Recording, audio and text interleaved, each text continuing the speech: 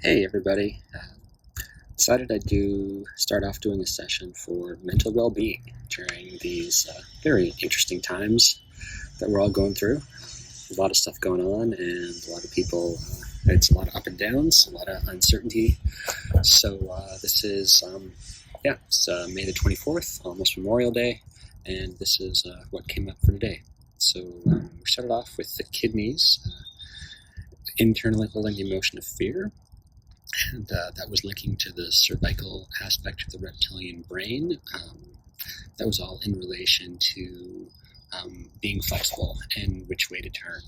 There's a lot of uncertainty around right now, so those two things are very tied together with fear and just knowing like what's next, what's the next step, what's going on, and we were able to balance out that formula, tapping out with specific tapping on the reptilian brain, so the base of the brainstem here. Cervical aspect. Next, we had a formula for the thymus. Oops, mixed that up. The thymus, and that was talking about the consciousness of the thymus, and one of those is defensive systems. And this came up in relation to being in public, and a lot of our lives have changed. Being in public, whether you're going to the grocery store or trying to, if you're allowed to leave your house or not. A lot of our things have changed, and we go out and there's distances you have to be apart. You may have to wear a mask. There's going outdoors is here at least. Travel that's not necessary or essential is highly discouraged. So that's just balancing out over the thymus, and also in relation to the new rules, the new shopping has transformed. You may or may not be able to get a haircut, get a massage, anything like that. So really transforming the wellness and preventative modalities we were able to access are totally gone right now. So that's been super challenging, I'm sure, for a lot of people.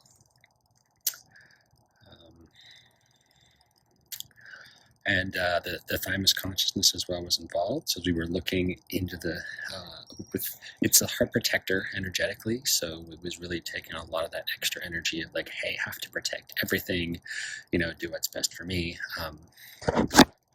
Those aspects, and it was blocking a lot of energy flow because it was linking to the heart, and being out of balance of we're often encouraged to have an open heart to connect with people, not take things personally. And with all this stuff going on, it's very easy to pop into a position of just being hard-hearted and losing care and compassion and kindness for people, regardless of what's going on. It's stressful times, and a lot of people are at some level picking up on worry and anxiety when they're out in public, whether it's their own or someone else's. So that wanted to balance, because it's the hardening of the heart is the opposite of opening up and being receptive. So the thymus is really overcompensating to try and keep things from getting in when we want to still be able to show love and compassion towards people.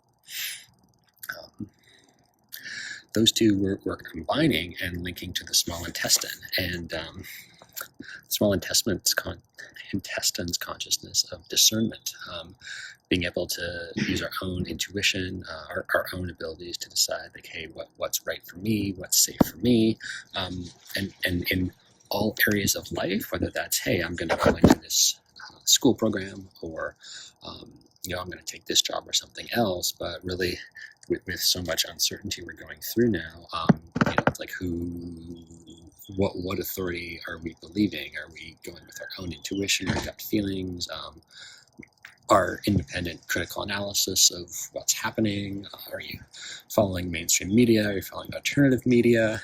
Are you looking at natural sources? Elevating your well-being through being outside, eating a healthy diet, getting exercise. People waiting for, the magic bullet or the vaccine or anything else that might happen. There's a lot going on. So really reconnecting to our sense of discernment. Really.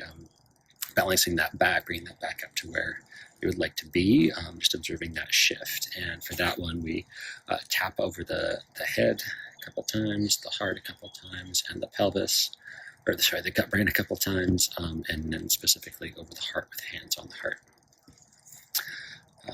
Next formula I had was general environment. So that's factors in the environment that are affecting us. And this was worry from the general environment coming in. So I'm sure there's a lot of wherever people are, you're encountering people on the street, talking to friends, relatives. There's different levels of worry going on right now. From do I have a job? If I don't have a job, when's my job coming in? If I try to go out to, go to Starbucks, does somebody there have symptoms or anything? If somebody coughs, does that mean they have corona or not? That there's a lot of ways we could be worrying. So that came up there. Was entering through the pelvis, so having an aspect of control is very much controlling and not necessarily controlling, but affecting our behavior of, are you still going grocery shopping, or have you switched to having grocery delivery? Or, if you need stuff, are you ordering it all off Amazon? A lot of tied in factors there. And it was affecting the nervous system, just putting stuff in overload, not being able to fully calm down, maintain our normal levels or our de-stress levels. And that was linking to the pineal gland. And one of the consciousnesses of the pineal gland is well-being. And this was specifically in terms of the future. So what are things going to look like in the future as we move into? There's a satellite, so another, just an idea that was having an effect that helps this formula to go, do its thing. And that was our longing for the past, and specifically the middle of March, at least in North America, coronavirus shutdowns, when you could go to the grocery store and get whatever you needed, go have a beer, hop on a plane and fly to Australia or India or Africa. We could do those things, no problem. And now we've got, there's toilet paper hoarding, and there's no concerts, no festivals, no gatherings of things. It's a very different world. So just that those differences were having an effect and balancing out, and really in relation to the future of this is what we had, this is what we have now. What's the future going to look like? And that one tapped out. So if just you're listening along, just take some nice long inhales and open mouth exhales. Tap that one out for everyone. Just to help facilitate the energy moving. Our next formula was the liver. Main item came up, and that was had internal anger, so a lot of anger and frustration in the liver. And this was in relation to free movement, like being able to drive to the store, drive to go see your friends. For us here in the west coast of Canada, right near the border, being able to cross the border, get things. So the free movement, and then that liver, those aspects of the liver were balancing with the adrenal glands, and the adrenals also produce cortisol, the stress hormone. And the adrenals have been producing a lot because there's a lot of stresses we're under with this coronavirus. Sort of tying back to what we mentioned earlier. Your job may be uncertain. Your job may be totally gone now. Your job may be totally fine now. At minimum, you probably have had some disruptions to what does work look like. Are you working from home? Are you in 25 Zoom meetings a week? Are you still able to go and drive? Has tourism completely imploded? How that all changes, but just the work from home. Maybe your kids are at home now and you're trying to balance that. You're spending a lot of time with a partner. There's a lot of stresses we're under and a lot of changes we're going under.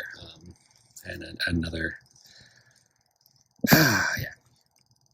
so for that, tap out, we have the hands on the adrenal glands. And if you're not familiar, your kidneys are on the back and they sit on top of the kidneys. So I've just got one hand on my back here, holding that, and then tap that one out, moving all the energy around.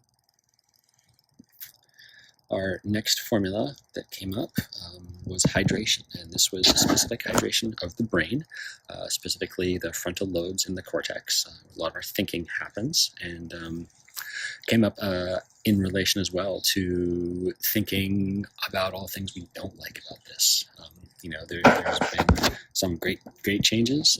There's been some challenging things, and everybody at to some capacity has different ideas of like, hey, I wish I could still do this. I wish I could still do that. There's a ton of things that I am sad I'm not able to do right now. It's been very easy to be annoyed and angry and just wanting to change. So that one balance, and we had a little satellite again coming in. So this was the water element, and water just wanting to flush out these overthinking and feelings we have about what's happening. And again, and as we do that observed hydration technique, that's gonna rehydrate everything in the brain. So a lot of those overthinking things will just be modulated and shift on their own. So just observe that, tapping that out with the specific hydration technique. Tap that out now. If you're watching along, you can just relax. And that was the last formula that we had today. We do a follow-up session in about 4 weeks for this issue. So again, that was mental well-being during the times of Corona. Anybody who's listening after this, if you can drink for the rest of the day, evening, drink the amount of water that your body's craving. That'll help the hydration technique, which was the last formula, to really work, rehydrate those cells in the brain. And drinking water always helps when you're working on anything in the body energetically, massage, chiropractor, just to facilitate movement. And the other thing was at some point today, if you can take a few minutes and just do a quick gratitude exercise, 3 things that you're grateful for today. So yeah, again, my name is Greg. This was the first video recorded session I'm doing, and it's for mental well-being as of today, May the 24th, 2020. All right, thank you.